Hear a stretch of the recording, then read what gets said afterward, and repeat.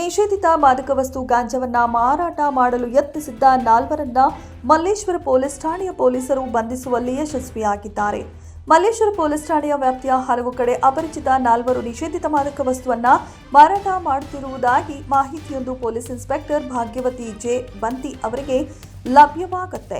ಕೂಡಲೇ ಎನ್ಡಿಪಿಎಸ್ ಕಾಯ್ದೆ ಅಡಿಯಲ್ಲಿ ಪ್ರಕರಣವನ್ನ ದಾಖಲಿಸಿಕೊಂಡು ಸಿಬ್ಬಂದಿಗಳೊಂದಿಗೆ ಮಾರಾಟ ಮಾಡುತ್ತಿದ್ದ ಸ್ಥಳಗಳ ಮೇಲೆ ದಾಳಿ ನಡೆಸಿ ಗಾಂಜಾ ಪೆಡ್ಲರ್ಗಳನ್ನ ವಶಕ್ಕೆ ಪಡೆದುಕೊಂಡು ವಿಚಾರಣೆಗೆ ಒಳಪಡಿಸಿದಾಗ ಕೂಲಿ ಕಾರ್ಮಿಕರಿಗೆ, ವಿದ್ಯಾರ್ಥಿಗಳಿಗೆ ಮಾದಕ ವಸ್ತುವನ್ನ ಮಾರಾಟ ಮಾಡುತ್ತಿದ್ದುದಾಗಿ ಬಾಯ್ಬಿಟ್ಟಿದ್ದಾನೆ.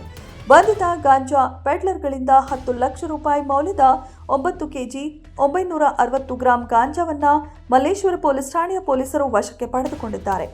ಮಲ್ಲೇಶ್ವರಂ ವ್ಯಾಪ್ತಿಯಲ್ಲಿ ಗಾಂಜಾ ಸಿಕ್ಕಿದೆ. ಇದರಲ್ಲಿ ನಾರ್ತ್ ಡಿವಿಷನ್ ನಿಮಗೆ ಗೊತ್ತಿದೆ, ಕಳೆದ ವಾರದಲ್ಲಿ ತುಂಬ ಚೆನ್ನಾಗಿ ಕೆಲಸ ಮಾಡಿ ಒಂದು ಹ್ಯೂಜ್ ಕ್ವಾಂಟಿಟಿಯಲ್ಲಿ ಆಲ್ಮೋಸ್ಟ್